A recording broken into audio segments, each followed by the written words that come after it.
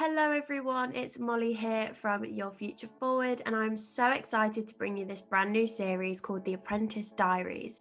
It's completely dedicated to apprentices in celebration of National Apprenticeship Week, and it's full of conversations with loads of different guests from top firms and top companies to give you an insight into what it's really like to be an apprentice. Don't forget to leave a review on Apple Podcasts if you do enjoy them. That would really help us reach more people and help more people that are considering apprenticeship. So it's massively appreciated from our side. But for now, enjoy the episode.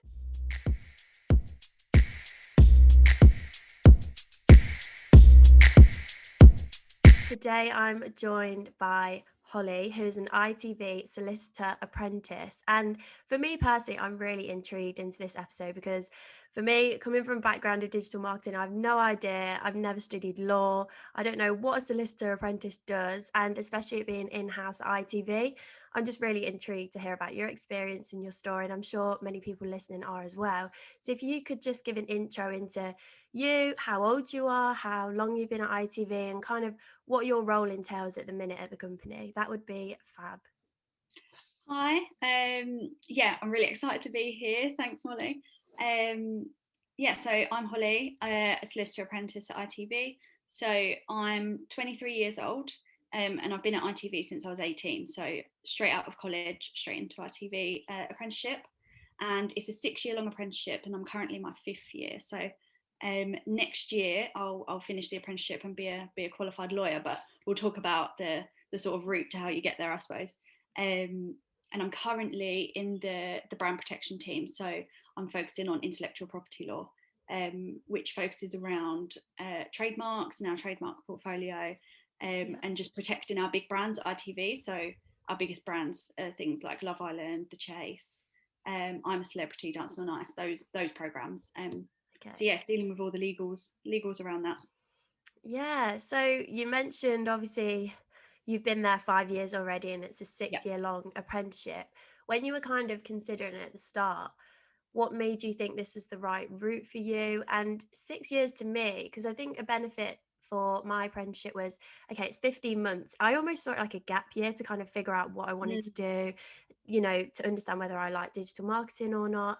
But, 6 years is quite a long commitment. How did you realize straight after school, did you study law during your A levels, and is that how you found your interest? What was that whole journey like? Yeah, no, you're right. It's a really, really big commitment. And I think when I first started looking at apprenticeships, I was thinking more like 2 years. Like same as you, kind of dip your toe in the water, see if you like it, if that's the career for you. But when I was at school, I did some work experience with solicitors and barristers, and that sort of started my interest in law. So then when I went to college, I did law A level. So I was lucky that they offered that so that I could look into it a bit further, and loved it, like absolutely loved my A levels. Got some more experience, and then got to the point where it comes to that point, doesn't it, when you're in college and you think, do I go to university or do I start my personal statements and start applying to university? Or what are my other options after? Like, are there any other options for me that might work better?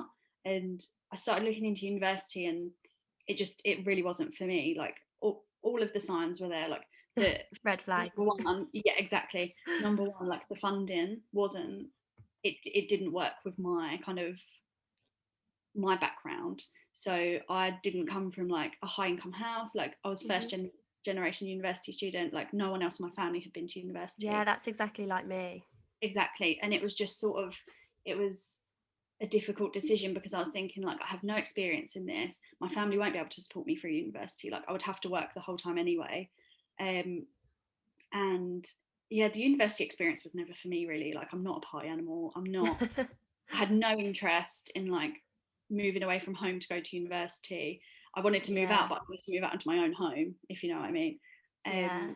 And how long, if you were to go down the university route, how long does that take to get a degree in, I don't know what it would be, like soliciting? Like so it would be the same. So it'd be 6 years. Okay. So I can do like a difference between the university route, like the traditional route, and my route, just to do a comparison. But the time frame is exactly the same. So Okay. so I started looking at solicitor apprenticeships, and they'd just been introduced in 2016, which was like Wow, really, okay. I felt like it was literally meant to be. And so I found them and I thought, oh my God, this is like exactly what I need. You get experience, you go straight into the workplace, 6 years experience when you qualify as a lawyer, which no one else has. If you go down the traditional route, you get like Yeah. in 2 years. You get paid, you get all of your tuition fees funded. Like it was a no-brainer, and I like applied for everything, and I'm so glad that I did. But yeah, And just was took it it. hard? Was it hard to get into the application process? Yeah, it is really competitive. So legal apprenticeships, I think specifically, are very, very competitive, especially the solicitor Really? apprenticeship ones, because I think so many people recognise the benefits of them, especially Hmm. when you're leaving college. And it's really hard when you go to university and get a law degree. It's really, really hard to then come out and get a training contract, which you need to qualify. Yeah. So that's like a two-year experience with a firm, and you also have to do postgrad studies. So you have to do either the Wow. LPC or the SQE. So it's really, really hard. How many people applied for the ITV one? How many people did they take on? Do you know any of those Yeah, stats? yeah. So for the ITV one, where it was, so that was the first in-house solicitor apprenticeship offered in the whole of the UK, because it was the first Wow. year. Oh my Um, gosh, well done you for getting that. That's amazing. it's like, it's whenever you say it, it's like, oh God, that's such a So big, surreal. it sounds like a big deal, doesn't it? Um, Yeah. yeah, so there was a lot of interest, obviously, like ITV is a big name and it was a new scheme, and yeah, it was a big deal. So I think over 800 people applied just for one Wow. position, so they only took one person on. Obviously that was me, but Wow. yeah, That's I think incredible. they did want to, after that, because of the like huge interest and so many people wanted it. I think after that they did want to take on a lot more, but since then they've literally only taken on me in 2016. They haven't taken on any more, and I think it was Okay. because it was the first year, and they were it was so new. Like no one had ever done this before, so I think they were waiting to see how my apprenticeship played out, Yeah. how it would work, and I was sort of the guinea pig. But now that I'm coming to the end of my apprenticeship, like I'm hoping that they will take on another one, because then I can mentor them through the scheme. Because Yeah, definitely. So yeah, there's no current positions open. It's not like a yearly thing at ITV. no, no. So I get this question so much, and people are like, "Oh, when can I apply for ITV?" And I was like, "I'd love you to, but you can't." Yeah. But ITV do offer a lot of other apprenticeships, so it's not only my apprenticeship that they've ever done, and that's it. Like they have Yeah. a big apprenticeship cohort taken on every year, and it's all like it's production, news, admin, Hmm. creatives, HR, like pretty much everything in a company they'll take on apprentices for. So if people are interested in ITV apprenticeships, definitely still go to their careers website. It's Yeah. just my apprenticeship isn't available. I think that's amazing. And I think it says a lot about the company culture as well, just in itself. The fact that they invest so much in apprentices and the apprenticeship scheme. But I guess to someone listening interested in the solicitor apprenticeship or maybe just in-house elsewhere other than ITV, what would you tell them to stand out? Like, why do you think out of 800 people you got the role? I get this question so much, and I couldn't pinpoint one thing and say I know that's why I got the job. I think it was a multitude of things. So when I applied, I took so much time on this online application because I really wanted to get across like everything about me. Like I was really aware quite early that I didn't want to come across as like a robot law student. Yeah. I was like, I want to study law because I want to change the world, and like maybe you do, but it's so generic that it's sort of, I would read it and just be like, oh, okay. Yeah, Like well, it's like when schools talk about personal statements for university, like don't use the classic, since I was 10, I knew I wanted to do exactly, X. And it's exactly. just really cringe, isn't it? It's so cringe, and it's just not what people are looking for. They're sort of looking for someone who's real and different and really gives like their opinions and their like personality. Like try and get your personality across. That's like my biggest tip for everyone. Like just be yourself. Mhm. Don't try and like change yourself, or don't say what you think that they want you to say, because a lot of the time that's not what they want to hear. They want to hear a genuine answer to questions. So I think that helped. And then on the assessment day, there was 50 of us on this assessment day, and I was thinking like, how am I going to stand out from these 50 people? Because they were so different. There was like people from all different ages, like career changers Yeah. and then college leavers like me, people that had already sort of done a degree in something else, and there was so many different people. And so I was thinking all day, like, how do I make myself stand out here? So I went over to, I recognised one of the people as the director of legal because I'd done my research on Wow. his website, and he was sort of standing in the corner like watching. And I remember in one of the breaks I just sort of bit the bullet and I went up to him and just started a conversation with him and like What did you introduced. say? Yeah, how did that I even? can't even remember. I think it was something like, I just introduced myself. I said I'm so excited to be here, and I said, I think I asked him, what are you looking for from the solicitor apprentice? Like, why have you signed up to this scheme? And we had a really, really good conversation about it. And that actually gave me like tips, because I thought, if that's I'll what you're take that looking on. for, that's what I'm going to show you, because Yeah. that's what you want. And I think that helped to like keep me in their mind, just by Yeah. going up and introducing yourself to someone and not just standing back and letting everyone else take the stage. But I think at the same time, in assessment centres, it's so important not to try and take control, and Mhm. because that can come across not very well. So for example, you'll always be asked to do a group task to see how you Yeah. represent, and I think the person that sits there and goes, right, we're doing this, and this is what you can do, and this is what you can do, I think they think it's a good thing because they're showing leadership, but you're not working as a team, you're not fulfilling the role that they've asked. Yeah. So it's a really fine balance between that. Yeah, and then the interview I just made into a conversation. That was like my tactic. I was like, right, I'm terrified and I don't want to just freeze, so I'm just going to make it into a conversation and ask Mm. about them as well, so that the heat gets taken off of me. But I Let's think ask that's about so important as well, to have prepared questions and come yeah, with yeah, I guess impressive questions isn't the word I'm looking for, but intentional questions, that yeah, show you've actually put thought behind them, rather than just like, not oh generic, like yeah, generic, to make you stand out again. And I think all that of what you've just said, I think they seem like little things, like you only walked over and spoke to this guy, but exactly. there's so much behind that. Like, you've done your research, you knew who he was, you knew the right way, you knew the context to the Yeah, conversation because you've done your research. And there's so much about that. But then also, don't overthink it. You can just go over yeah. to him and have a chat, and the world won't Just end. say So the first thing that comes to mind, and if you freeze, then you freeze. Like, it's fine. yeah. No one's going to judge you. And I think it's a really intense environment. Things like interviews and assessment days, and it's so Mm. easy to get in your own head and like that imposter syndrome in, and you're like, I can't do it. I can't do it.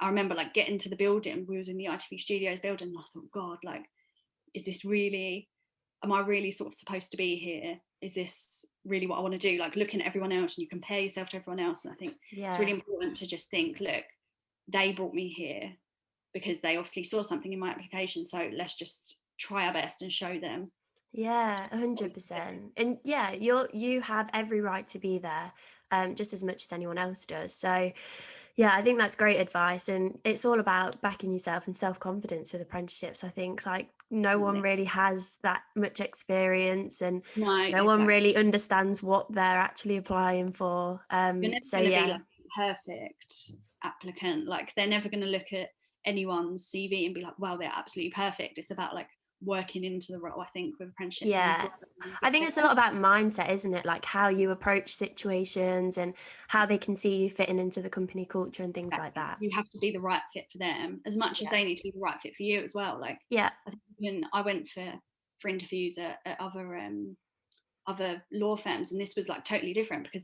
obviously ITV is in house, and I went for interviews in like private practice firms, and I remember going there and I absolutely hated it at this specific firm, Really.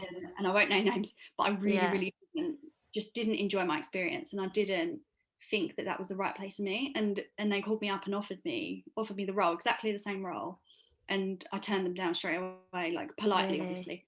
But I was just like, I'm really sorry, but I don't see myself fitting in there, and it's such a commitment, like especially 6 years. I'm Yeah. not going to spend 6 years in a firm that I don't feel comfortable with.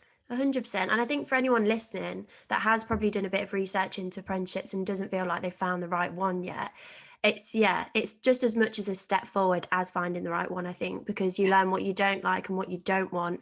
Don't feel like you're kind of moving backwards and not getting anywhere, because you are making progress by understanding what you like and what you don't. I think that's Yeah. so important, such an The important right point. thing will always come up, won't it? Like, Everything always works like, out. it works out in the end. Like, you might think, I had a friend who got rejected from an apprenticeship that she thought she really, really wanted, and she was so upset. And then she ended up finding like an amazing apprenticeship that was exactly the right fit for her. So, like, Yeah. also when you get rejections, like rejections are an absolutely normal part of sort of career life and going Mm. into their first job. Just take them as learning curves, because obviously you weren't right for them and they weren't right for you. So Yeah. try again next time. Yeah, we move on, keep going, don't let it Yeah. stop you, 100%. And I guess diving a bit deeper into ITV, you mentioned that you work on kind of programs like Love Island, The Chase, which I'm sure everyone's heard of. What is that like behind the scenes? Because obviously we see the external and we see the entertainment side of it, I guess, and all the production, and that's kind of what I naturally think about. I'm sure there's confidentiality things that you can't say, but to give an insight into the legal side behind it, what do you actually deal with? So working on specific programs and stuff like that, what does that take? Yeah, so there's so much that goes into it, and I had no idea. Like, starting my apprenticeship, I was the same. I had never put media and entertainment together with law, because I Mm, thought, like, I just never thought of them together. But then when you start, you realise how much goes into it. So yeah. the structure of my apprenticeship is I've moved around to different legal teams. So there's like, I think, 10 different legal teams within ITV, and we all have the same end goal, which is obviously to get programs out on telly and to make money. Mm, But every team comes at it from a different angle. So I worked with the commercial team, for example, and we would sell advertising and sponsorship. So when, say for example, when Superdrug sponsored Love Island, we would do the legal paperwork for that.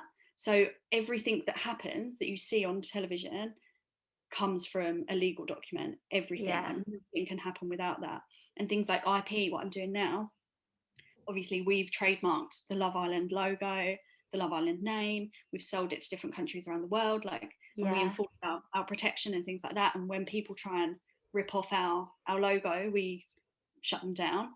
And Yeah. like, everyone comes at it from a different angle. Even in production, like, I worked in production with Love Island, and that was doing all of the sort of talent agreements, talent contracts, everyone that God, goes yeah, there's there, so location much agreement, involved.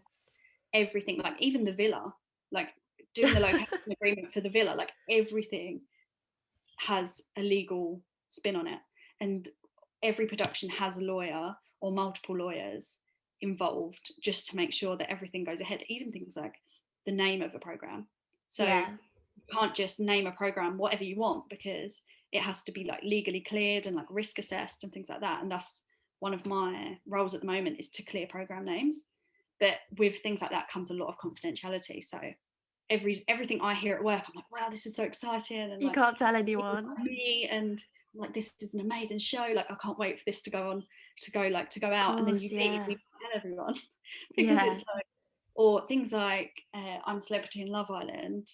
It's so confidential, like who's going in, what's going to happen, Hmm. what the plans are, and I'm literally like, wish I could tell people. About to burst. Exactly, but you realize, like, you have training on it when you go to these places, like, because you know how important it is. Yeah. And if anyone sort of lets any of that information go, it could be so detrimental to the company.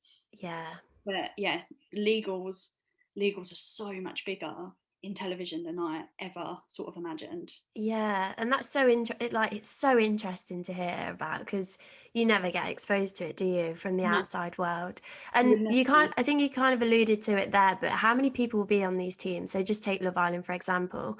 Obviously, you've got all these different components with the people that are going to be going in, the location, like you said.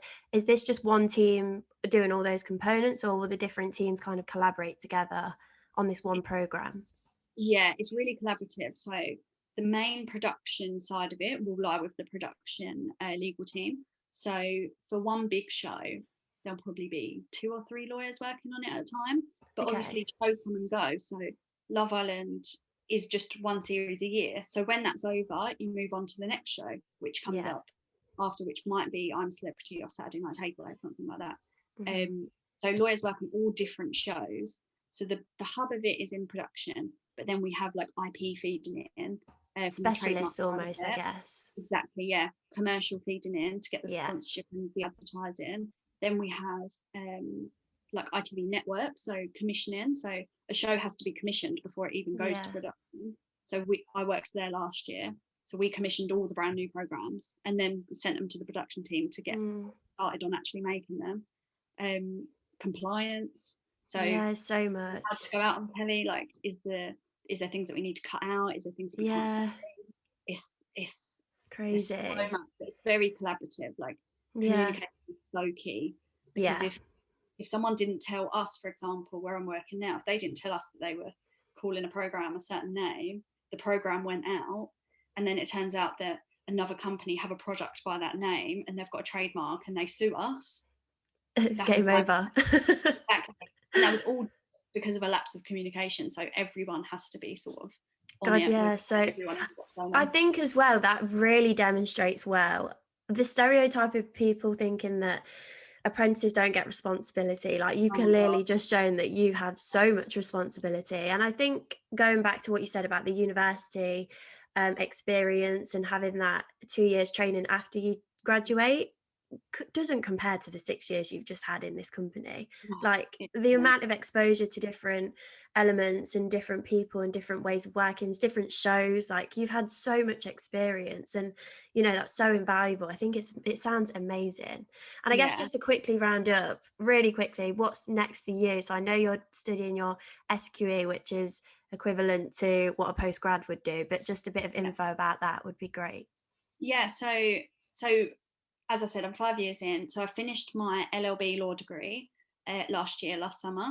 So I did a normal law degree, same as everybody else, but I did it in 4 years. So that was part-time instead of full-time. That was the only difference. And like you say, now I'm doing the SQE. So I started that a couple of weeks ago, January. And that's the solicitor's qualifying exams. So it's the new way of qualifying as a solicitor in England and Wales. And you can either choose between that and the legal practice course.